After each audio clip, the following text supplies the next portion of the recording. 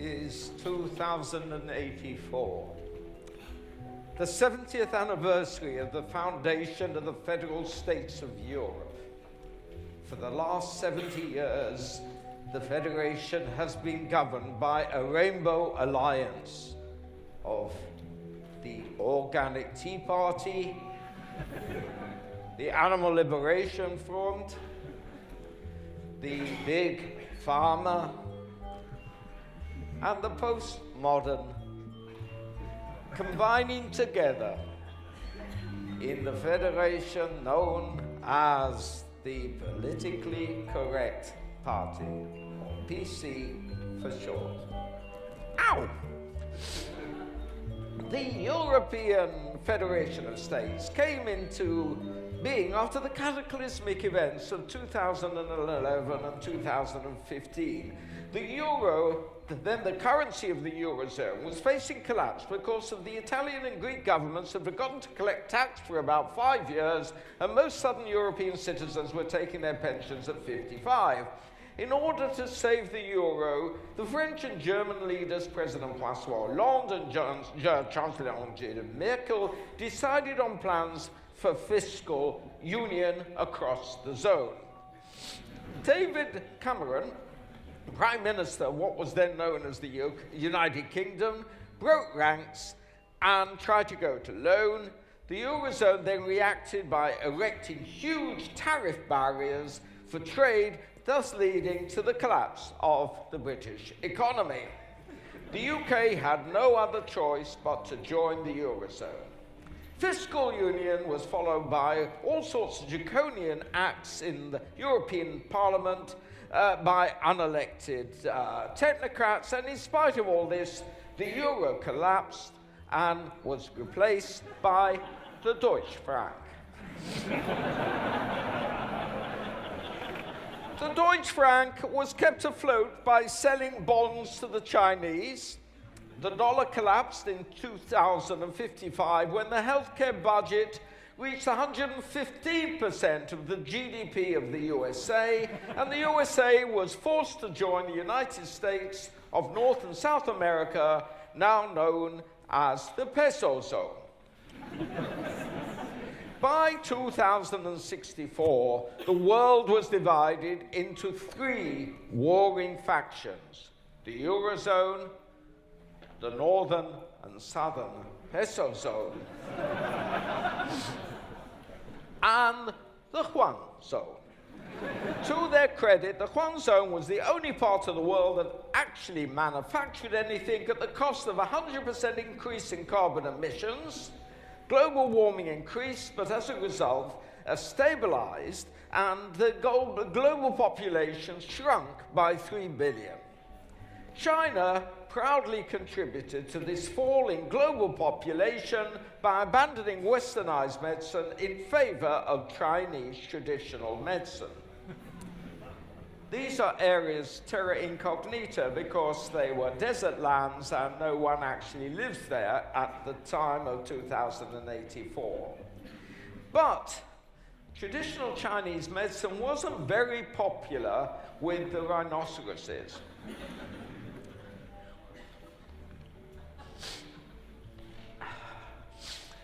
And here is the state of Europe today. And here, a little offshore island called England. The curtain rises on the office of the Governor of England, a minor offshore state close to the European mainland. The Governor, Ranjit Kamasutra, is seated at his desk. Entering stage right is the Director of the Ministry of Truth and Health, Humphrey Steadfast, and the Cancer Czar, Cliff Richards.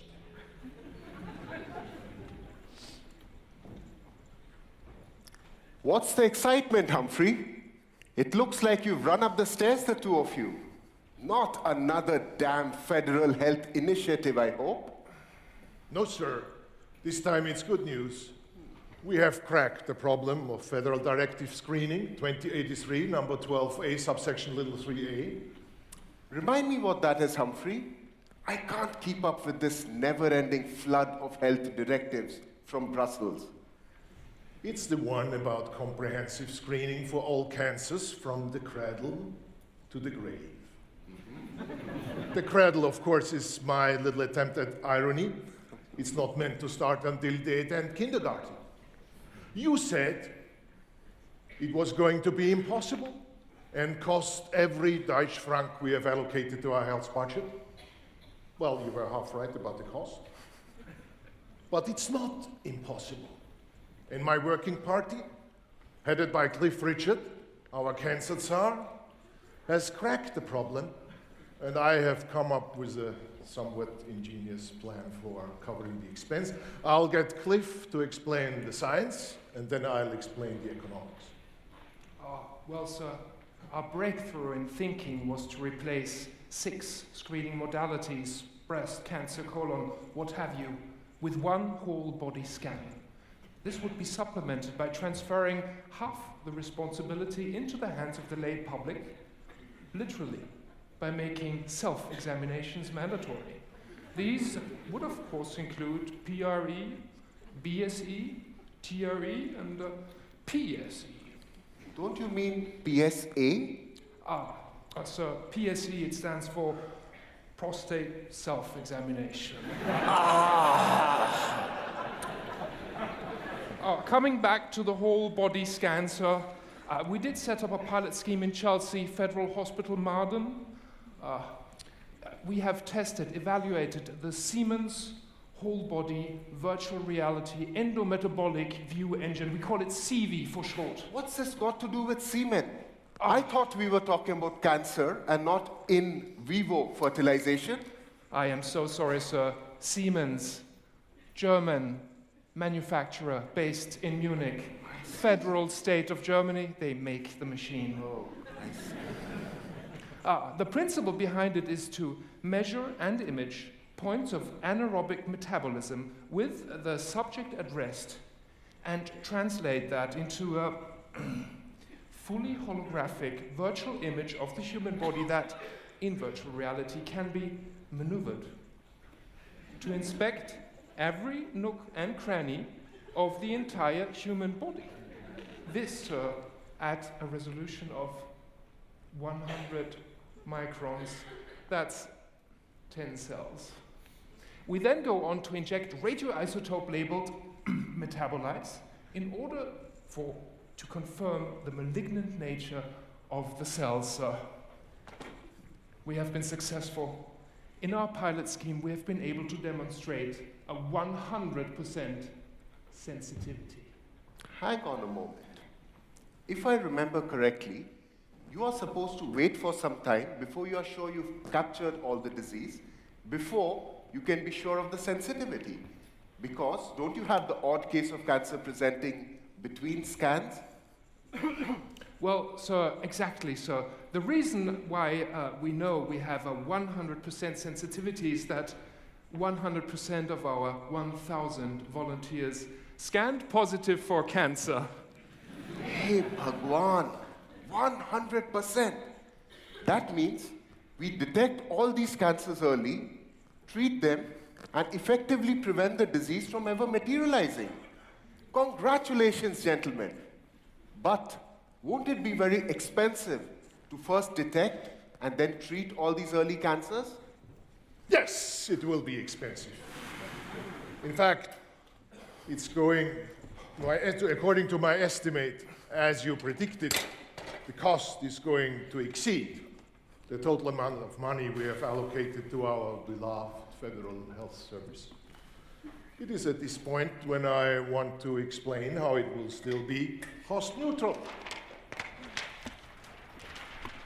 Firstly, by the Statute of Creative Accountancy 2079, Section 23, we are allowed to offset in a cross-allocation procedure budget of the purchasing and the providing wings of the FHS in each financial year. Secondly, the mandatory teaching of the French Impressionist school of postmodern scientific method that arose out of that Federal Educational Directive 1008(3), 2076, concerning the curriculum of the Federal Homeopathic School of Medicine can be exploited. French postmodernism accepts any worldview on evidence, as these remedies contain only the memory of a molecule of the active compound. Our pharmacopoeia actually becomes very cheap. In fact, it comes at the price of tap water, that shaken, not stirred, a drop or two on the sugar pin. So as I was saying, annual whole body scanning, monthly self-examination, homeopathy for all cancers detected, blame it on the patient if anything goes wrong, and all cost neutral. Well done, old boy. Well done, the two of you. In fact, if the good old King William III was still on the throne, I'd recommend both of you for a knighthood. The sound of Sir Humphrey rolls nicely off the tongue, don't you think? Sadly, it'll have to be Legion d'Honneur First Class for the two of you. Thank you, sir. We You do don't not deserve deserve it. We do not.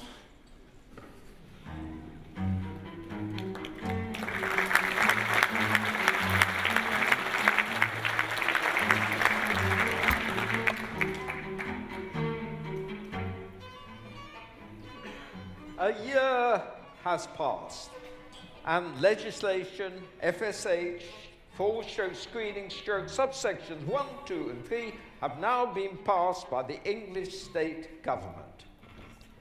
We are now in Chelsea, close to the centre of London, in a laboratory at the famous Federal Marsden Hospital. The time is 0700. Slumped at his desk, his head in his hands, we encounter Professor Winston Smith, head of the Department of Medical Oncology. He is preparing for the site visit by the Central Republican Administration Police, CRAP for short. He has clearly been working all night. His table is strewn with paper, cardboard cups, and organic tobacco smoking tubes. His PC flickers balefully in the pale dawn light. Oh my God. It's 7 o'clock in the morning. It's 2 days to go before the official site visit by the Central Republican Administration Police, or CRAP for short. And I still haven't come up with an acceptable research program that will satisfy the institute director, not to mention the party. Oh God, I need help. But who can I turn to? And who can I trust? These days, you never know who might be employed by the GCP monitoring authority. I'll ask Martine Quickfix. I'm sure she can be trusted. After all, she's been my data manager for nearly 20 years. And our affair must surely have been forgotten about by now. Hello? Hello. Could I speak to Martine, please? This is urgent. My name? My name is Winston Smith. Thank you. Hello, Martine. Who was that on the phone just now? Oh, well, I'm glad to know it was a state-sponsored visit. Martine, can you come round ASAP? Yes. Listen, I'm getting nowhere with this site visit quinquennial grant application. I need your sensible advice. My desk is littered with cardboard cups and organic tobacco smoking tubes. Oh, gee, thanks, Martine. No, just come as you are. I came as quick as I could, but they searched me at the entrance for non-PC material. Fortunately, I had the foresight to hide the nude mice. Attention. This is to remind you to carry out your monthly self-examination. Failure to so do will be met with a fine of 1,000 Deutsche Francs. We are watching you. Martin.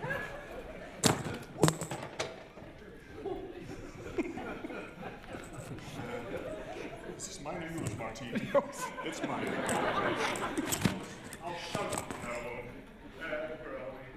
Luckily, there's an app for that.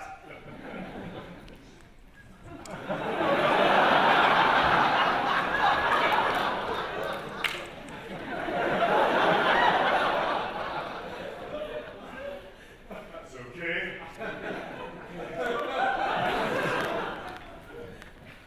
Why on earth, Martin, did you need to smuggle in the nude mice? Don't you remember European Directive 84/12018, subsection 21A? All rodent experiments have been banned by the Animal Liberation Front, and all nude mice must be clothed unless there is explicit consent to a murine interpreter, and the experiments will benefit mice in the future. Damn it. Forgotten about that directive. Well, there goes that first set of proposals. Wait a minute. What about the tissue culture work using the MCF7 cell lines and the carcinogenic effect of coal tars? What's the matter with you, Winston? Don't you remember the directive from 5 years ago enshrined in the last Declaration of Brussels? The use of any cell line for cancer research that is of human origin and where the original donor did not expressly condone experiments to which informed consent had been given is forbidden. Breach of this regulation will lead to immediate suspension. And then, of course, was the Treaty of Strasbourg at the establishment of the PC Party, which cemented the relationship between the postmodern party and the European Tobacco Company, containing a statement to the effect that any epidemiological research from the past that linked smoking to lung cancer was fundamentally flawed, and that only research that demonstrated the health benefits of tobacco consumption was to be funded. This was later modified to include a clause to satisfy the organic green tea party that the tobacco must be organically grown. Wait a minute, that still leaves my proposals for the study of archival material from the last ever randomized control trial in breast cancer EURT selectron beta 2034. The new electron spin assay on the codons for the ER delta binding domains of the DNA of the estrogen responsiveness on 17q. Very promising. And might partly explain that paradoxical result from the attack trial reported 80 years ago. But Winston, I think you are forgetting something. The authors of that trial never got prospective consent for this test to be used on archival patients' material. Furthermore, the informed consent package, according to recent historical research, was only 2 pages long, while now it runs to 100 pages, translated in all languages of the federal states of Europe that, because of mass migration, now include Gaelic and Rap. That's nonsense, Martin. I mean, that means that all RCTs are impossible to fund and impossible to recruit. Shush, Winston! The crap might have bugged his labs. You missed the point. You should know by now that all biological studies on any materials taken from patients in clinical trials for one purpose cannot be used for another purpose without the patient's fully informed consent. But that's absurd, Martin. I mean, most of these patients must have died decades ago. Am I supposed to ask for consent posthumously? Well, actually, you are wrong on both counts. For a start, many of these patients are still alive because of the chance finding that aromatase inhibitors enhance telomerase activity in normal tissue. Secondly, posthumous consent is possible those days through the European Ministry of Spiritualism, provided you approach a state-registered medium. Well, you don't believe all that hocus-pocus stuff, do you? Shush! You may be right, Martin, you may be right. Maybe we should continue this conversation with The centrifuge is spinning. Anyway, have you had a chance to read my proposal for a new big trial on the antibody raised against the molecular memory of the neonatal viral infection that causes breast cancer in mice? Thank God that was a natural observation that actually improved the husbandry of those poor little rodents. That way it cuts out all the huge expenditure of standard pharmaceutical treatments that go on for years. Well, the science is good, but you'll never get it past the Institutional Research Ethics Committee, the State Research Ethics Committee, the crap Research Integrity Inquisition. First, any research that reduces reliance on conventional pharmaceuticals is forbidden, as it would undermine the political alliances with Big Pharma. Second, Big Pharma must own the intellectual property rights on anything we trial together with any blood or tissue samples we collect. Third, multi-state trials are almost impossible these days because specimens are not allowed to cross state borders. Fourth, the use of a placebo, even if it's in addition to best available therapy, is forbidden under the 2067 revision of the Helsinki Declaration. Fifth, the Ministry for Alternative Medicine insists that any trial of allopathic medicine for cancer must include Iscador in all treatment arms. And finally, your budget calculations underestimate by 1,000% the cost of GCP. Some GCP and let the crap pay for that. Mind you, now you've given me an idea of how we can circumvent all these restrictions.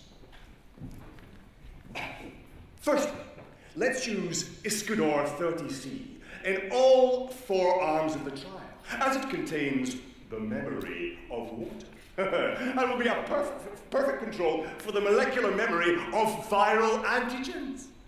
Second, as you may remember, the Ministry for Alternative Medicine has an unspent research budget of nearly 6 billion DFs, enough to pay for 5 years of GCP. And we can sell it to them as a research into alternative medicine. So they won't have to pay for any, worrying about leaping any hurdles or involving complex firewalls or even passing any ethical reviews.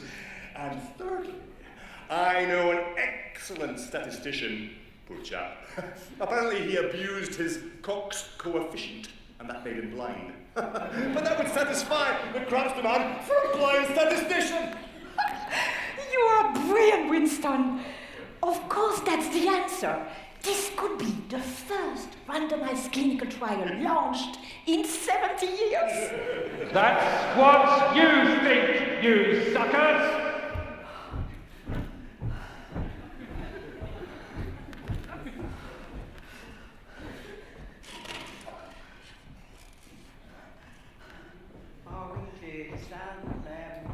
James Dean's famous trial.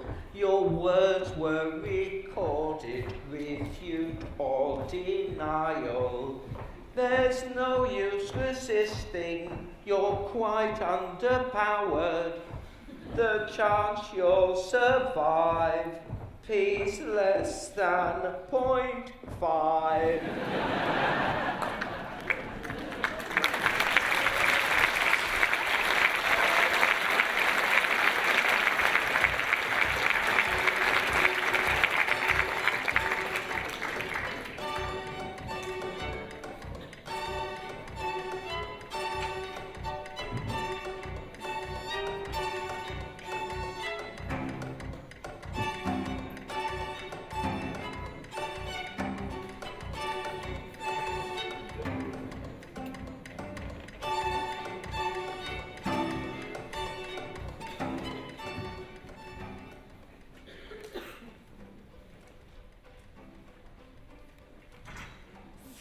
Months have passed. The scene is set in the tribunal room of the Ministry of Truth and Health. 5 sinister figures wearing bizarre headgear are sitting at a long table with 2 chairs facing them. They are scanning documents and making notes. After a few moments, the chairman of the tribunal, Humphrey Steadfast, throws back his head and speaks out.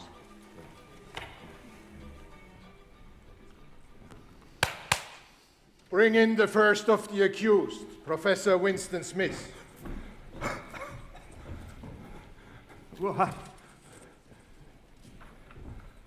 Please, Professor Smith, get off your knees and sit down.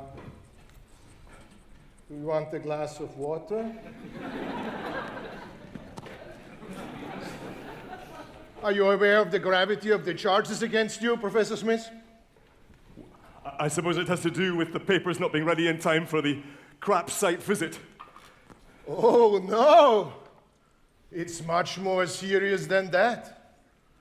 You are accused of not being politically correct.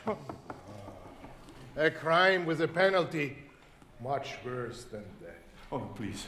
Please, please, not that, please. I'm now going to hand you over to my colleagues on the tribunal who represent each of the constituencies of the Ministry of Truth and Health. Please start the cross-examination. Representative of the Animal Liberation Front, Mr. Alfred Mouseman.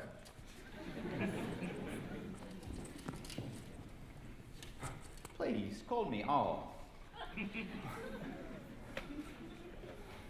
When did you stop torturing defenseless little animals?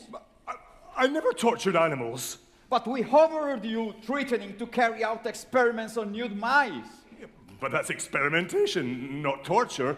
Anyway, our mice are very well taken care of, better than in nature, so they never suffer any pain. Come, Professor Smith. Nothing is better than nature. And how would you like to be stripped naked and have subcutaneous inoculations of cancer? I'm a human. Aha. The worst case of speciesism I have ever heard.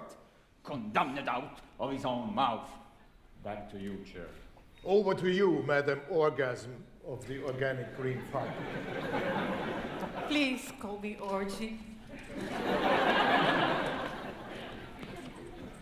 We overheard you threatening to do research on the carcinogenic properties of organic tobacco. Why would you wish to break the law on that? Well, now that you mentioned it, ever since that legislation was passed, I noticed an increasing incidence of lung cancer, so I just put 2 and 2 together. And that makes 6, you foolish man. Don't you read the adverts? Why do you think Marlboro Man is so fit and tan? It's because he smokes organic tobacco. Our partners from Big Pharma assured us on that. Furthermore, coughing in the morning clears the lungs. What do you think, Farmer Avestino? Absolutely true. In any case, all this nonsense was exposed 50 years ago. The only support for the lung cancer theory was statistics. And you know what we think of statistics. Lies, damn lies and statistics. That aside, we overheard you trying to plan a trial that might reduce expenditure of our pharmaceuticals and get around all the rules of clinical research with dirty little tricks. That's not only criminal, but might even destroy our precious political consensus. Worse than that, they did even experiments on little furry rabbits, forcing them to smoke. Oh my God, I have forgotten that. The ultimate cruelty. And I suppose that kind of experimentation is not a torture, Professor Smith. Listen, I've never condoned those type of experiments. And anyway, what's wrong with statistics?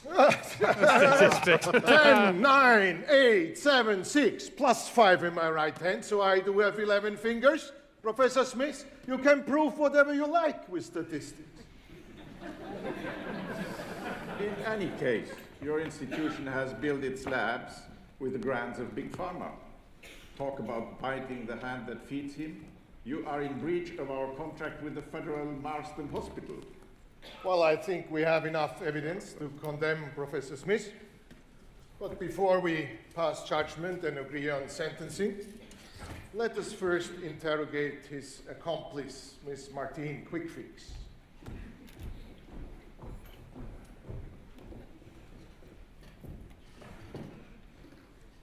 Hello. my dear.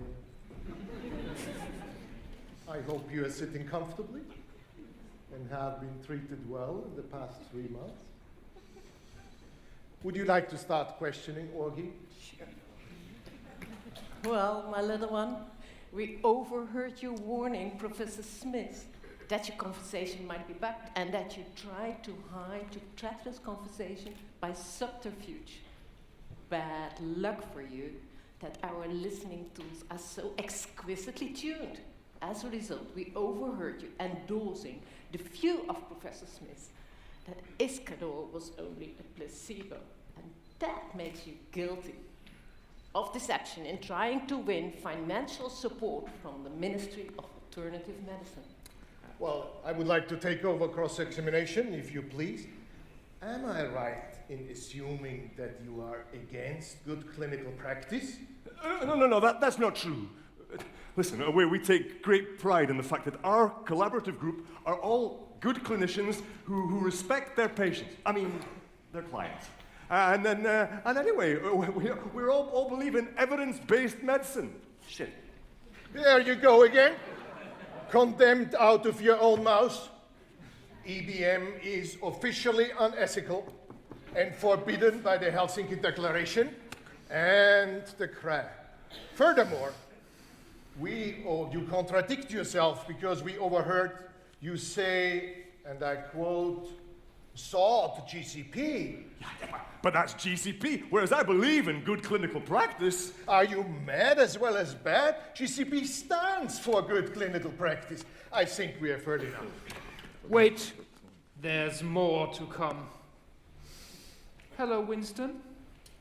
I bet you thought you'd seen the last of me.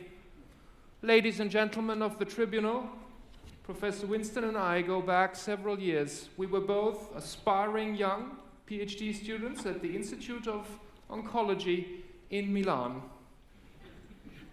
I was carrying out my seminal research concerning the Siemens prototype whole body scan, whereas this individual was wasting his time on the futile pursuit of a cure for cancer. Professor Smith, we have been monitoring you. You have defaulted several times this year in prostate self-examination. Yeah, but I've got a bad back. That is no excuse.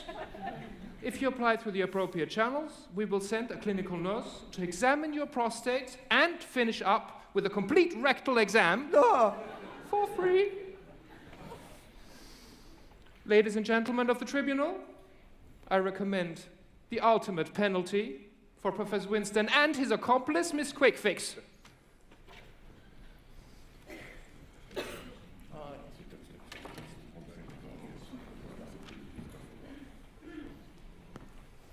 Professor Swiss and Martin Quickfix, you are found guilty on all accounts and are condemned to room 101. In 6 months' time, we will call you back and see whether you will recant. Because failing that, you will spend the rest of your miserable lives in purgatory. No.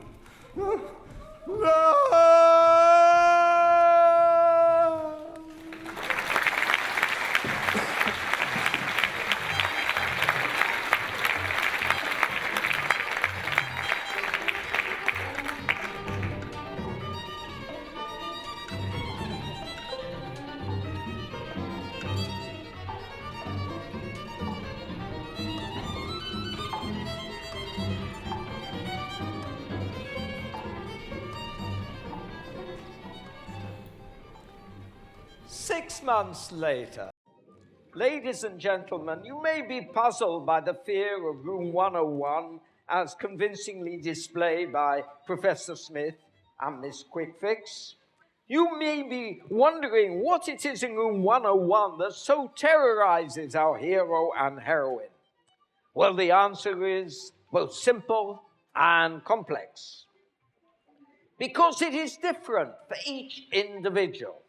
The agents of the crap build up files on all their subjects by constantly monitoring their words and whereabouts. From this, a team of trained psychologists builds up a profile of the likes and dislikes of the individual and then refines the research for the individual's terror nightmare trigger, better known as TNT. For Winston Smith and Martin Fix, this happens to be congruent. Miss Quick Fix's worst nightmare is being a nurse in the Federal Health Service clinic for the whole of eternity, and Winston Smith, whose real love is in the laboratory, not the outpatient department, is condemned to an eternity of oncology clinics. The scene shifts to what appears to be a normal Federal Health Service clinic. Professor Smith sits in the consultation room with Martine standing behind him. Winston wears a white coat, but looks haggard, ill at ease, and twitchy. Okay, Martine. Show in the next patient. Show in the next client, please.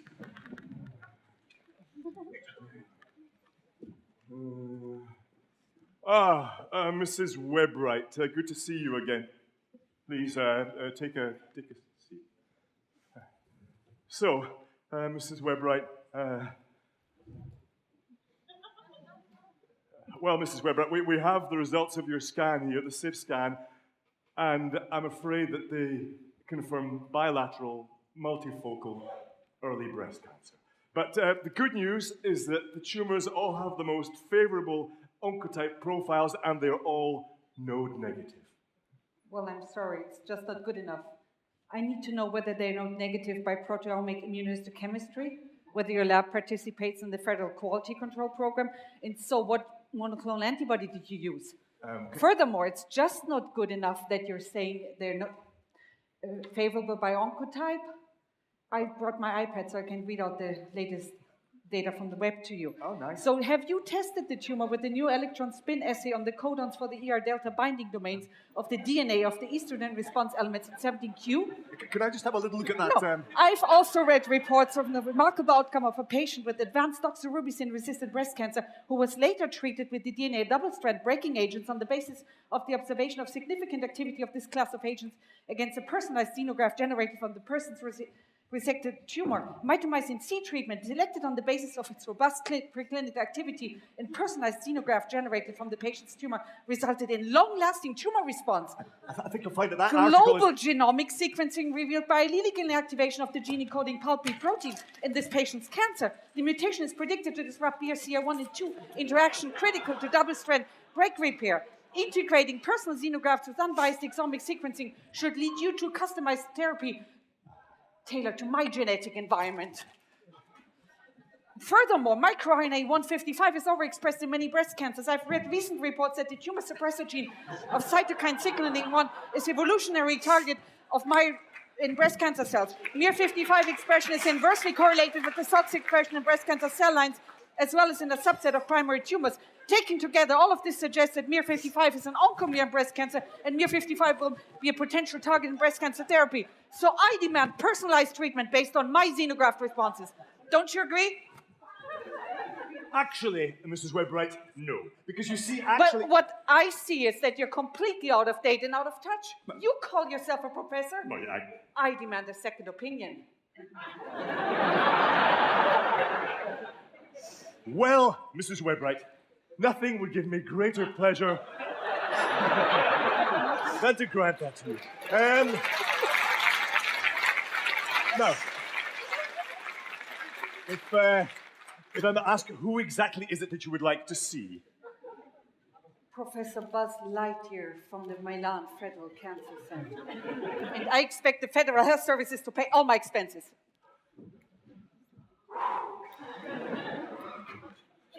Okay. Could you please show in the next patient? The next client, please, Martin, thank you.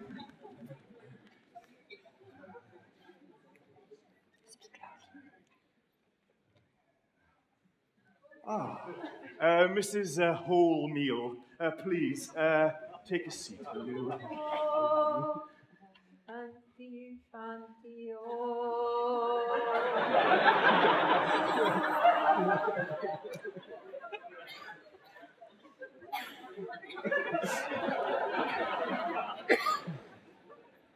Well, Mrs. Wholemeal, we've got the results of your sieve scan here, and I'm afraid to say that they do show a suspicion of cancer in the thyroid, the ovary, and the left adrenal gland. But fortunately, they are all very early. My dear professor, how old-fashioned you are, still adhering to that ghastly allopathic classification of disease. Now, come, I know I have an imbalance of my vital forces, and I suspect that my yin is out of synchrony with my yang. Now, actually, you know, the point is that I found your aura quite unsympathetic. Are you a Scorpio? I'm a Virgo, you know. Check my notes if you don't believe it. And also, the Ministry of Allopathic Medicine has decreed that all patients have the right to be treated by a physician with the astrological birth sign of their child. I bet. Are you Gemini? Don't tell me. Don't tell me. I'll guess it. Yeah. Right. Anyway, the point is that before deciding any treatment, I want my whole body spectral scan to be done. And also, I want my rare elements, serum selenium, and the allopathic memory of missile 2 needs to be measured. Shush, my dead man. Also, I want a referral to a hospital herbalist, acupuncturist, homeopath, iridologist, and Ayurvedic counselor. Now, I'm getting very upset about your body language. Feel my pulses. Not there, my stupid man. Here, the hate pulses of my umbilicus. Anyway, I don't believe in cancer. It's just your way of medicalizing a virtual imbalance of our natural forces. And then, what do? You earn a huge amount of money by torturing, poisoning, and burning poor people. Thank God the government had the wisdom to appoint a minister of holistic and alternative medicine. Well, Mrs. Wholemeal, I obviously don't match up to your demanding standards. I think the best thing is actually I refer you to the department, the hospital's Department of Alternative. Oh, excuse me, I'll do that. Okay. Of Alternative and Holistic Medicine. Thank you so much. Please.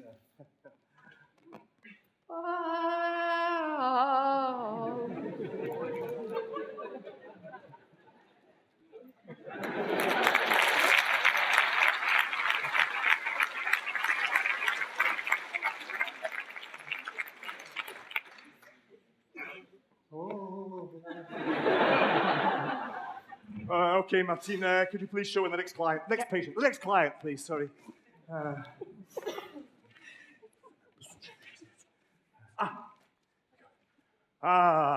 Great. Nice to see you again, Mr. Know My Rights. I am Mr. Blomfeld. I am the medical legal consultant for Mr. Know My Rights. I will be speaking on behalf of my client, and I will be recording the consultation. But, Mr. Know My Rights, you can't have any medical legal problems because we've only just met. I mean... Yes, we do. Sit down. You have kept my client waiting 5 minutes, and my client does not like your attitude. I'm sorry. Obviously, it won't happen again. Can I just ask you why actually you came to consult me? Don't you know already? Did you not read the referral letter from my client's general practitioner? Excuse me, I'm trying to speak to my patient. If you would just butt out and let me get on with it, it'd be much easier for me to do my bloody job! Did you see that? Did you see the way that wretch spoke to us? I have it recorded. We will complain to the Chief of the Federal Complaints Commission, and you will be suspended by nightfall. And, if I have my way, you will be condemned to room 101. Oh, this is my room 101, you idiots, and nothing can make it any worse for me.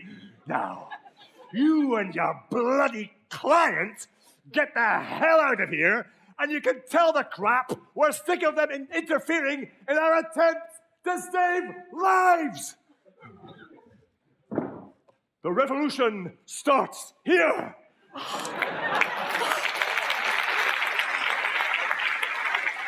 Well done! Well done, Winston. I am proud of you. It's about time we stood up against these crap fascists. Why do we tolerate all this nonsense? Who gives the crap such authority over our lives? You may well be right, Marty. You may well be right. It's time us good clinical scientists stood up for ourselves. Nothing can be worse than this kind of purgatory. I'm prepared to die for the cause. Me too. Let's create a new revolutionary political party. It's about time science took over the running of the European Federation. Agreed. We shall issue a Geeks Manifesto. And London will become the Athens of the North. And then geeks will rule the world like the ancient geeks of the golden age of Pericles. And we shall march on Brussels, singing our anthem of rebellion. And thousands of the oppressed shall join us on our way, singing. Now rise up, all geeks of Europe, throw off your shackles of despair. Contre nous de la tyrannie of the hated bureaucracy. Go back to all your labs, mobilize your guts and jabs, cut out all the crap. DC is just a trap to arm all your geeks. The crap's a bunch of freaks. March on, march on. No, we can be sure that science will find a cure.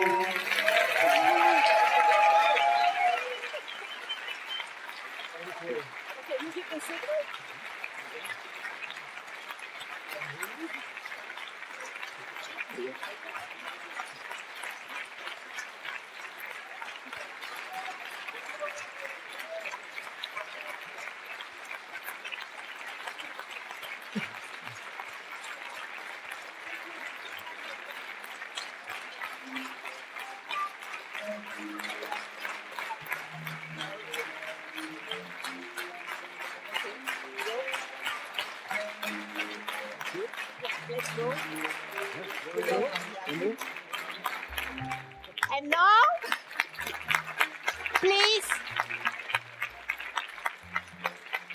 I would like you to applaud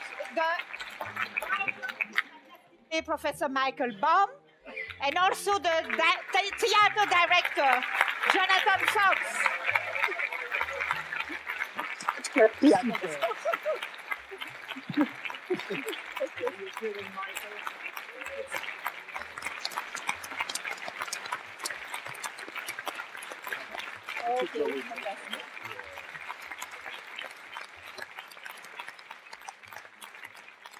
What's the best stuff?